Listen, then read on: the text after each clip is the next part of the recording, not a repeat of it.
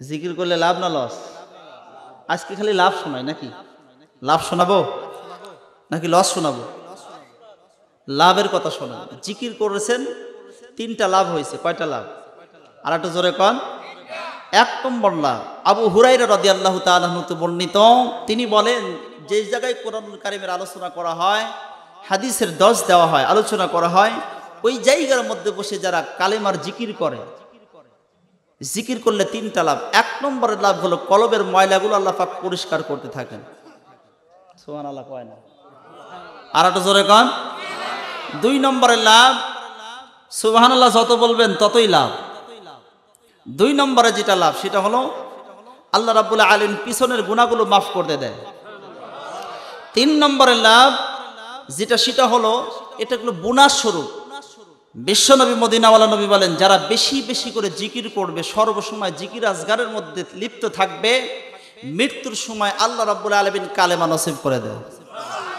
আর একটু জোরে কন। তাহলে লাভ না লস? এটা একটা লাভ। এখন বলুন তো দেখি, কোরআনুল কারীমের মাহফিলে আপনারা বসতে পেরে, আসতে পেরে খুশি না বেজার? কোরআনুল কারীমের মাহফিলে আসতে পেরে, বসতে পেরে খুশি হয় কারা? জোরে বলেন। মুমিনেরা। মুমিন কারা? আমরাই তো মুমিন। এত মানুষের মধ্যে থেকে আল্লাহ পাক আপনাদেরকে কবুল করেছে। বোঝা যায় আপনাদের মধ্যে ইমানি পাওয়ার, ইমানি শক্তি আছে বিধায় এই কোরআনুল কারীমের মাহফিলে বসতে পারছেন। কথা কোন ঠিক না ঠিক? এতে কোনো সন্দেহ? কথা কোন সন্দেহ? 9 নম্বর পারান 16 নম্বর পৃষ্ঠার 3 নম্বর লাইন, 8 নম্বর সূরা, সূরাটির নাম সূরা আনফাল, আয়াত নম্বরটা হলো 2। আমার আল্লাহ রাব্বুল আলামিন সুন্দর করে জানায় দিলেন, ইন্নামাল মুমিনুনাল্লাযীনা ইযা যুকিরাল্লাহ।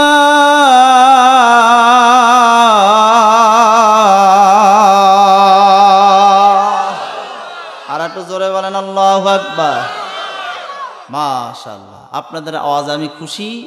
আমার আল্লাহ যেন খুশি হয়ে কাল কিয়ামতের ময়দানে জান্নাত দিয়ে যেন আপনাদেরকেও করে খুশি। সুবহানাল্লাহ কোন। আটা জোরে কোন সুবহানাল্লাহ।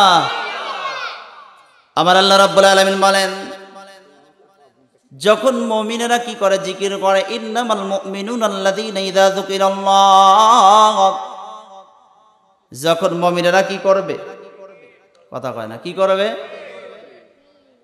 এ বন্ধু হবাত, যখন মুমিনেরা কি করবে? জিকির করবে। ইন্নামাল মুমিনুনাল্লাযীনা ইযা যুকিরাল্লাহ ওয়াজিলাত কুলুবুহুম, তখন তাদের কলিজাটা কেঁপে ওঠে। ওয়া ইযা তুলিয়াত আলাইহিম আয়াতুহু,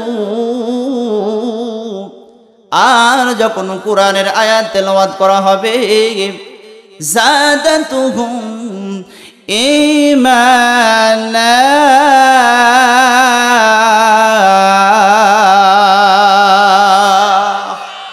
আল্লাহ বলে তখন তাদের ঈমানটাকে আমি বাড়ায় দেই। সুবহানাল্লাহ কর।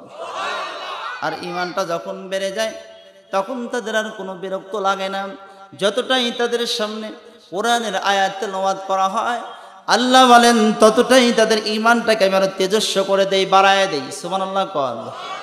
আমার বন্ধুগণ, আমার ভাইরা, 24 নম্বর পারা 19 নম্বর পৃষ্ঠা 3 নম্বর লাইন, 41 নম্বর সূরা, সূরাটির নাম সূরা হামিমাস সিজদা, আয়াত নম্বরটা হলো 30।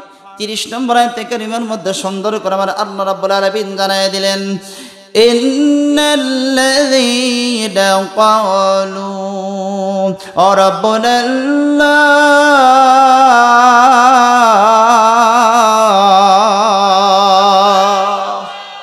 নিশ্চয় যারা বলে আল্লাহ আমাদের রব, আমাদের রব কি? আরো জোরে, জোর হলো না, আরো জোরে, আমাদের রব কি? এই বন্ধু, এই রব নাম কায়েম করতে হবে 2 জায়গায়। জোরে বলেন, কয় জায়গায়?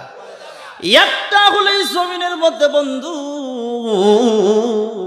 আর একটা হলো এই বডি কনস্ট্রাকশনের মধ্যে। জমিনের মধ্যে রবকে যদি আপনি মেনে নিতে পারেন, জমিনের মধ্যে রবের আইন যদি মানতে পারেন, জমিনের মধ্যে রবের হুকুম যদি পঙ্খানুপঙ্খানুভাবে মানতে পারেন, জমিনের মধ্যে রব যে কাজগুলো করতে বলেছেন ওই কাজগুলো যদি কালে আপনি করতে পারেন, জমিনের মধ্যে রব যে কাজগুলো করতে নিষেধ করেছেন ওই কাজ থেকে যদি আপনি বিরত থাকতে পারেন, আল্লাহ বলেন তাতানাজ্জালু আলাইহিমুল মালায়েকা,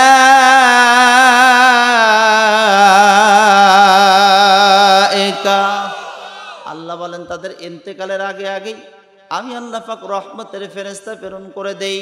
আর ফেরেশতারা এসেই বলতে থাকে আল্লাহ তাখাফু, তোমাদের কোনো ভয় নাই, ওয়ালা তাহজান, তোমাদের কোনো চিন্তা নাই, ওয়া আবশিরু বিল জান্নাহ, তোমরা তোমাদের জান্নাতের শুভ সংবাদ গ্রহণ করো।